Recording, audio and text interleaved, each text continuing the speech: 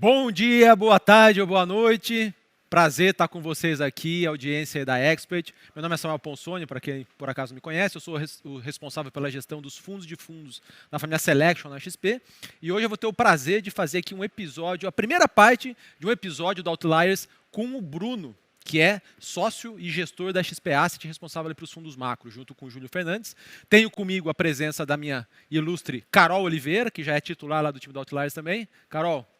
Oi, gente, tudo bom? Prazer estar aqui com vocês. Tudo bom, Samuel? Tudo bom, Bruno? E a gente está aqui para falar um pouquinho de um tema super em voga no ano de 2021, tema de nem só juros pré vivem os multimercados. Bruno, prazer estar aqui hoje com você falando desse tema. Boa. Prazer é meu. Obrigado pelo convite. O evento está sensacional, está muito bonito. É sempre um prazer falar sobre o tema. Show de bola. Pessoal, a gente tem um desafio gigante aqui de tentar abordar um tema bem bacana em 20, 25 minutos, tá? Então a gente vai tentar fazer uma versão um pouco mais acelerada aqui do Outliers. E Bruno, já queria começar, sim, vou copiar um pouco do Salomão aqui, em 30 segundos, fala um pouco de você e um pouquinho, aí pode ser em 60 segundos, e um pouquinho da área macro da XP Asset, por favor. Tá ótimo. Vou tentar ser o mais rápido possível, mas vamos lá. Eu sou o Bruno Marques, eu sou sócio da XP, vim em 2016 para montar a estratégia de multimercado, junto com o Júlio Fernandes. Nós montamos a área de multimercado na XP Asset, que é a asset do grupo XP. Eu trabalho em gestão de fundos multimercados desde 2001, fazendo gestão desde 2002, 2003, sempre gestão macro, focada em macro Brasil e mundo. Então já faço há um bom tempo. Vim para a XP, como eu falei, já há quase 6 anos, montar essa estratégia junto com eu e Júlio. A gente começou pequeno e hoje já tem mais de 3 bi sob gestão.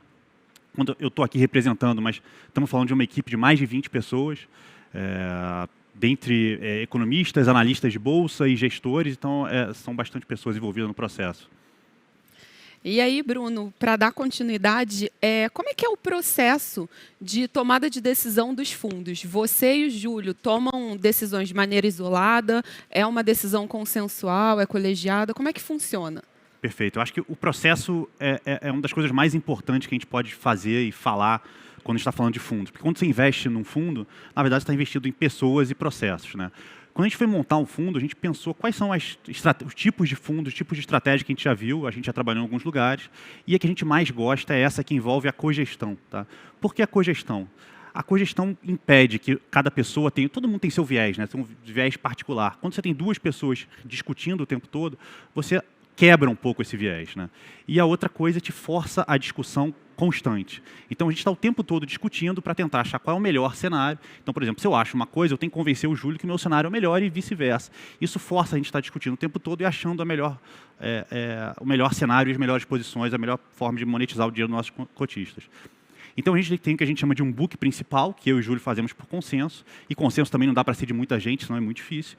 E a gente tem o que a gente chama de book satélite, que são outros gestores especialistas que focam em alguns mercados e que não só geram rentabilidade para o fundo, como também geram discussão, trazem cenários novos, por aí vai. Então, a gente tem estratégias que aplicam só na América Latina, a gente tem estratégias que operam volatilidade, que é uma coisa bem técnica no mercado de opções, a gente tem uma estratégia de renda variável, que é tocada pelo Marcos Peixoto, a gente tem uma estratégia de moedas internacionais, então tem várias subestratégias dessas.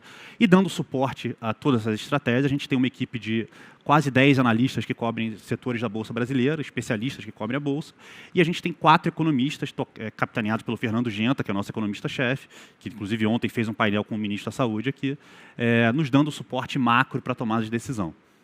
Boa. E aí, até dando continuidade a uma conversa que a gente teve semana passada, né?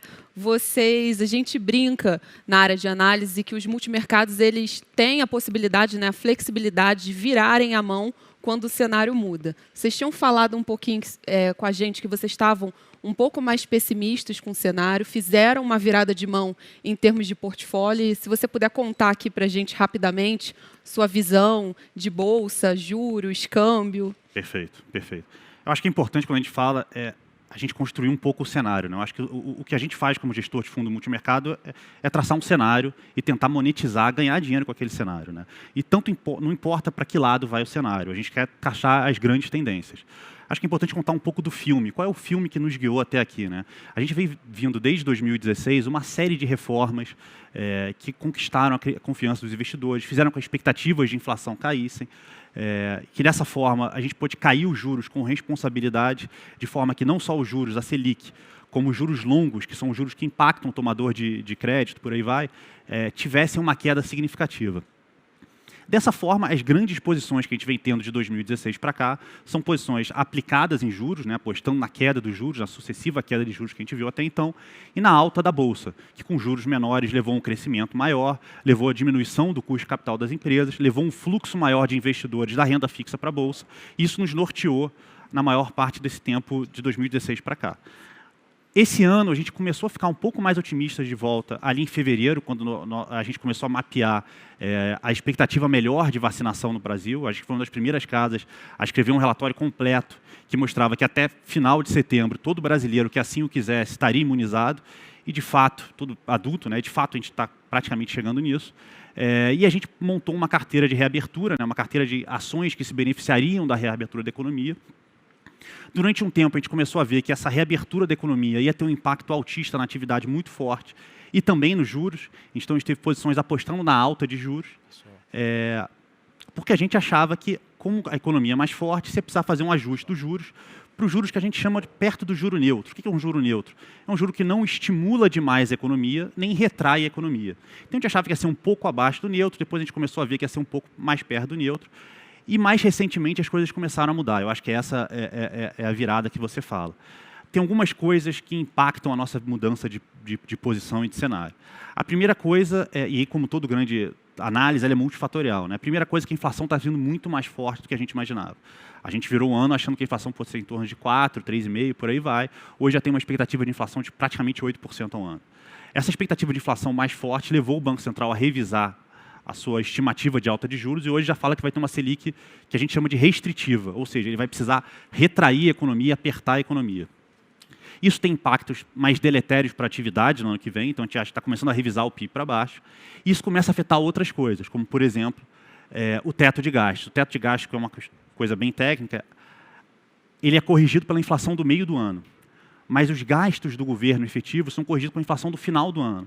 Então, tem um segundo semestre de inflação muito mais forte, diminui muito o espaço do teto de gasto do governo para o ano que vem. Além disso, é um governo que tem estado mais frágil, né, tanto em termos de perspectivas de confiança, quanto as perspectivas políticas para o ano que vem. Um ano que a gente enfrenta uma eleição muito difícil, né? Essa é a grande verdade. A gente vai ter uma eleição muito polarizada e muito difícil. A gente está antecipando um ciclo eleitoral como nunca houve no Brasil. A gente nunca discutiu eleição com 1 ano e meio, praticamente.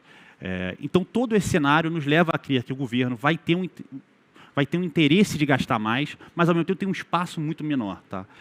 Ao mesmo tempo, você vai ter uma pressão de inflação mais forte, tirando a popularidade do presidente e gerando algumas medidas não tão satisfatórias, e uma necessidade de você cumprir com o teto de gastos para não perder de vez as expectativas.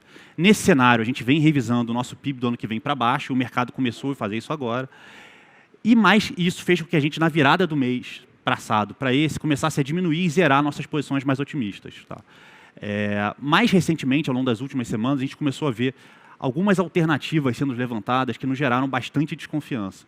A gente começou a discutir soluções que, na nossa visão, vão de encontro completo ao que a gente fez ao longo dos últimos anos, e dão um espaço para você criar um orçamento paralelo, como, por exemplo, na PEC dos precatórios, você criar um fundo em que você pode gastar mais à vontade ali dentro. Aquilo nos assustou muito, e a gente começou a fazer algumas posições mais táticas. Então, a gente ficou taticamente mais vendido em Brasil, principalmente vendido em bolsa. Mais recentemente, a gente viu algumas soluções melhores para isso, mas ainda assim tem bastante dúvida olhando para frente. Assim, o que a gente vê de cenário, assim, falando um pouco agora, contei um pouco do filme, agora daqui para frente, o que a gente vê? A gente vê um ambiente de juros mais alto, inflação mais pressionada, um governo que vem perdendo bastante popularidade, vai enfrentar uma eleição dura ano que vem. Então, nesse cenário, a gente vê um cenário muito mais conturbado para a Bolsa. É difícil falar assim, não, pô, quando você olha a curva de juros, quando você olha um CDB rendendo 10%, 11%, 12% ao ano, a rentabilidade da Bolsa se perde muito nesse momento. Então, a gente tem buscado posições mais táticas na Bolsa, no geral, mais vendidos. A gente tem buscado, quando a gente busca algumas posições mais otimistas, a gente tem buscado o câmbio, porque a gente tem uma conta corrente muito positiva e uns juros muito mais altos.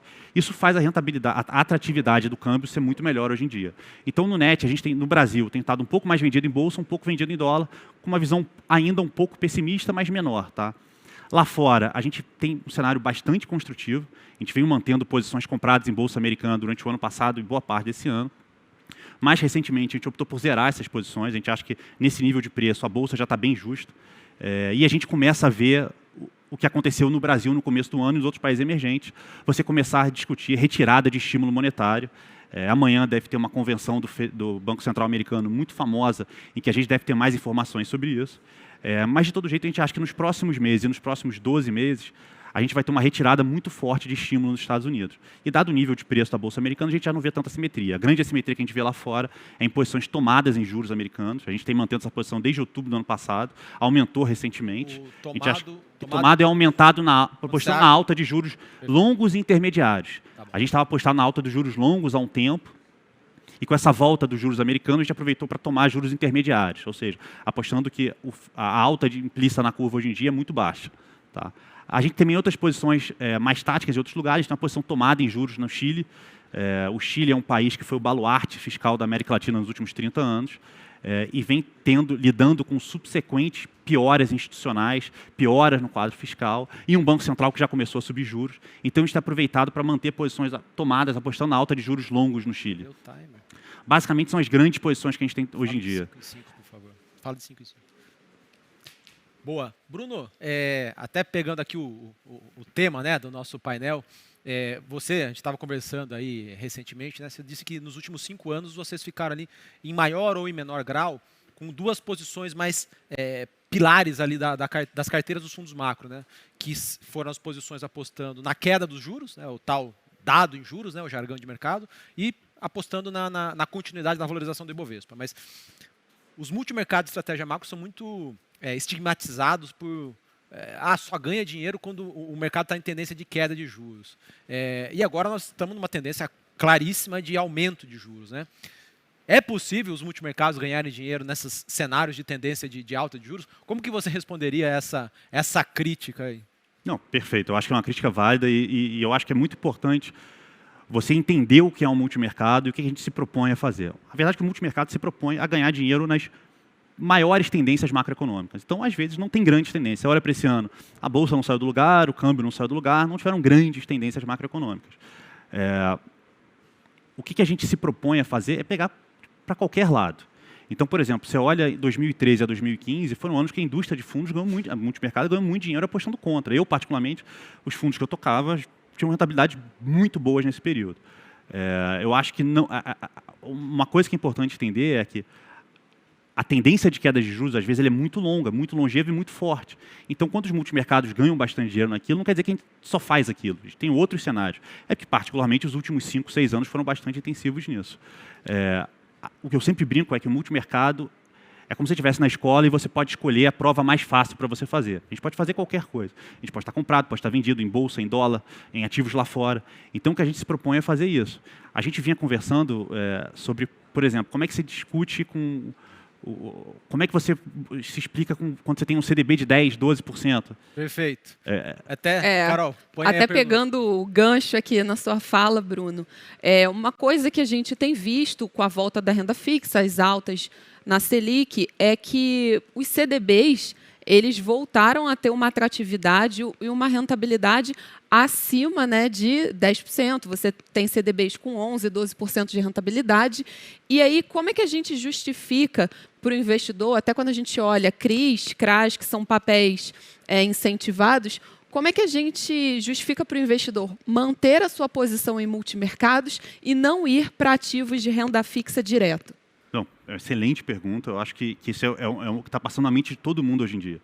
Eu acho que essa resposta tem 3 vertentes diferentes. Tá? Acho que a primeira coisa é quando a gente pensa num CDB que está rendendo 10%, 12%, aquele CDB é um CDB longo. E na curva de juros, quando você olha a Selic precificada na curva de juros, ela já é uma Selic de 9%, 9,5%. Então, aquele CDB está rendendo, na verdade, um pouco mais do que 2,5% a 3% no máximo, acima da Selic.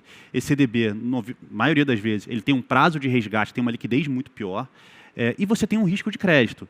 Tem a questão de FGC, etc., mas você tem um risco de crédito. Você pode efetivamente perder parte grande do seu dinheiro, como a gente já viu no Brasil no passado. Quando a gente pensa no fundo multimercado, o XP Macro, por exemplo, que é o nosso fundo de volatilidade média, ou seja, ele nem é o nosso fundo mais arriscado, nem o menos arriscado. Ele mira você ganhar CDI mais 5,5%, 6%. O Macro Plus, por exemplo, que é o fundo para o investidor mais qualificado, ele mira 10%, 12%, 13% acima do CDI, tá? Que é substancialmente acima disso. E tem uma outra resposta para isso, que é, quando você está aplicando num CDB, você está aplicando para um CDB num prazo de 3, 4, 5 anos, que não necessariamente vai ser a melhor coisa. É importante lembrar que quando a gente estava aqui em 2013 e 2015, os CDBs rendiam 17%, 18%, 20%. Então, se você botou num CDB de 10%, 12%, você vai perder muito dinheiro nisso. E, acima de tudo, a gente, como eu estava falando de cenário, a gente vai passar por uma eleição ano que vem. Uma eleição difícil, muito polarizada. Quando a gente olha para os nossos pares na América Latina, o quadro não é bom. A América Latina tem convergido muito mais para a esquerda do que para a direita recentemente. As tomadas de decisões dos novos presidentes têm sido muito ruins, assim, tanto em países que são institucionalmente mais fracos, como Peru, Argentina mais recentemente, até no Chile, como eu estava falando. E isso nos deixa preocupados. Imagina essa pergunta que um investidor argentino tivesse feito há 5 anos atrás. A Argentina emitiu um bond perpétuo pagando 4,5% ao ano. 1 ano e meio depois, ela estava calotando a sua própria dívida. Então, é importante lembrar que os multimercados estão sempre podendo mudar de posição. Então, a graça do multimercado é, em qualquer cenário, a gente quer ganhar dinheiro. Então, se o cenário virar e piorar muito, a gente vai proteger o dinheiro do nosso cotista, comprando câmbio, travando a posição tomada em juros, fazendo várias coisas para que o cliente ganhe dinheiro num cenário de piora. Enquanto numa posição aplicada num CDB que, se hoje parece muito boa, o cliente pode ter uma perda significativa. Eu gostaria de lembrar o que acontece com o investidor argentino ou no Chile, que teve essa discussão há pouco tempo. Mas, acima de tudo, eu acho que a terceira resposta é uma resposta que eu acho que é a mais importante de todas. Eu acho que nós, como montando o nosso fundo, a gente faz uma estratégia pensando num cenário macro. Eu acho que o investidor particular deveria fazer a mesma coisa. Você não monta o seu portfólio particular com uma coisa só. O CDB é 12%, vou botar todo o meu dinheiro nisso.